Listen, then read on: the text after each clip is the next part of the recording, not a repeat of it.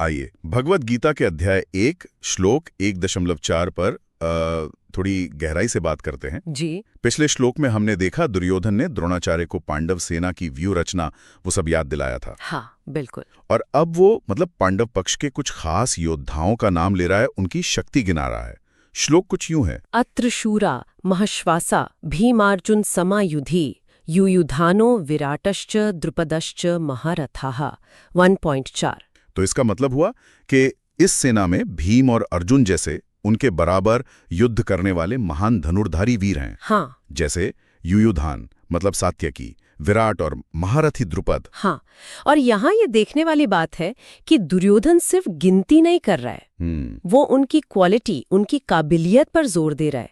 वो द्रोणाचार्य को जैसे एहसास दिला रहा है कि पांडवों की सेना में कौन कौन है। अच्छा। जैसे भीम और अर्जुन का नाम लिया, एक अपनी ताकत के लिए, दूसरा अपनी तीरंदाजी के लिए मशहूर। ये बात तो है, पर उसने भीम और अर्जुन का ही नाम पहले क्यों लिया? ये कोई खास बात है या बस ऐसी? नहीं, ये खास है। और साथ में ये महारथी शब्द भी, युयुधान, विराट, द्रुपद के लिए, इसका क्या मतलब है? हाँ देखिए, भीम और अर्जुन का नाम पहले लेना ये साफ दिखाता है कि दुर्योधन के मन में उनका डर कितना गहरा बैठा था। अच्छा। ये वो दो लोग थे जिनसे कौरवों को सबसे ज्यादा खतरा लगता था, जाहिर है। हाँ। और महारथी, ये कोई छोटा शब्द नहीं है। हाँ। महारथी मतलब वो योद्धा जो अकेले 10,000 धनुर्धारियों से लड़ सके। 10,000? हाँ, और सिर्फ लड़ना नहीं, वो शस्त्र और शास्त्र दोनों में माहिर हों। हाँ। तो युयुधान, विराट, द्रुपद को महारथी कहना मतलब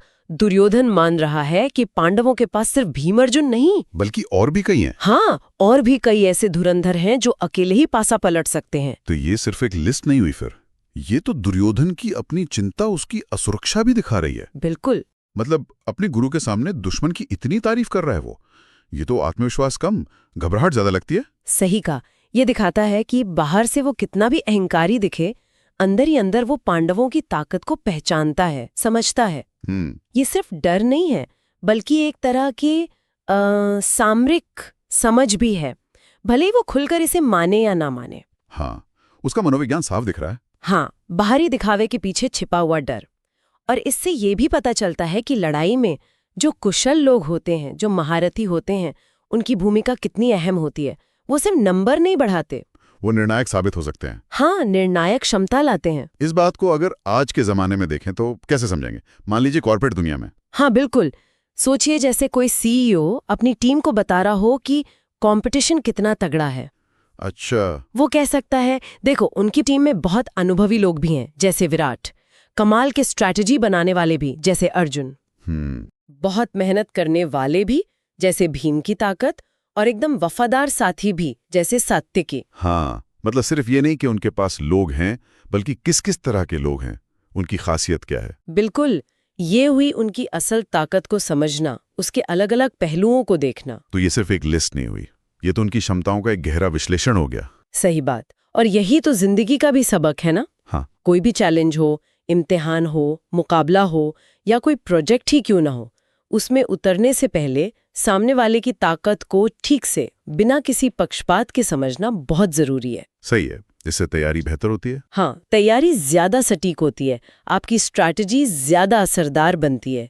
ये कमजोरी नहीं है, ये तो समझदारी है, सच्चाई को देखना है। यानी ये श्लोक सिर्फ कुरुक्षेत्र के मैदान की बात नहीं कर रहा, ये हमें सिखा रहा है कि किसी भी हालात में अपने कॉम्पिटिटर या चैलेंज को सही तरह से कैसे आंकें।